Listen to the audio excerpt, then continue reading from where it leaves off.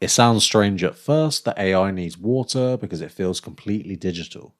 But underneath every chatbot and image generator is a gigantic physical infrastructure packed with specialized computer chips called GPUs, or graphics processing units. These chips were originally designed for gaming, but they turned out to be extremely good at handling the huge amount of calculations needed for artificial intelligence. The problem is that AI workloads push these chips incredibly hard. Training a large AI model can involve thousands of GPUs running continuously for weeks or even months. Each one consumes huge amounts of electricity, and almost all of that energy eventually becomes heat. That heat is the core issue. If computer components get too hot, they slow down, become unstable, or even suffer permanent damage. A modern AI data center is basically a massive heat factory filled with rows upon rows of servers operating near maximum load 24 hours a day. Without cooling systems, temperatures inside would rapidly become unmanageable. This is where water becomes so important.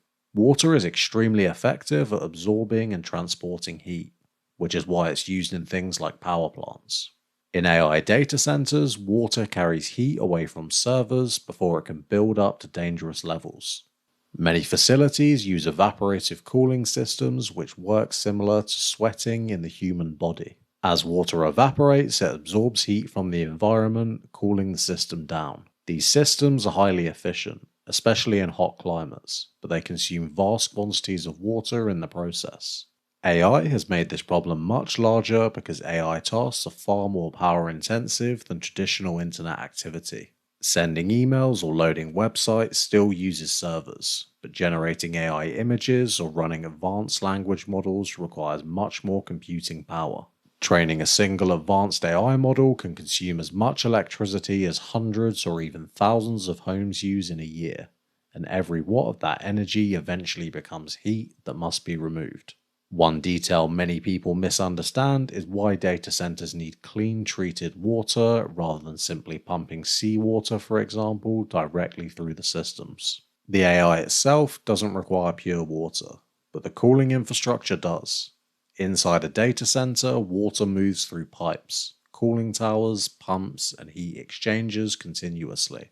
If the water contains too many minerals, salt, or biological material, it starts causing serious problems. Minerals create scaling, where deposits build up inside pipes and reduce efficiency. Salt water causes rapid corrosion of metal components. Warm water systems can also encourage algae and bacterial growth. Over time, this can damage expensive equipment or even force systems offline.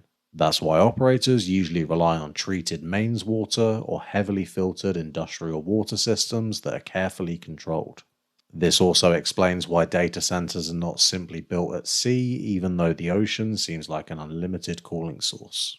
Seawater is highly corrosive because of its salt content, meaning it quickly damages standard infrastructure unless specialized materials are used. As AI becomes more powerful and more widely used, its physical footprint keeps growing. The future of AI may feel clean and digital on the surface, but behind the scenes, giant machines, pumps, and cooling towers are working constantly just to stop the hardware from melting. What do you think should be done about the insanely high water usage of AI data centers, and who should foot the cost?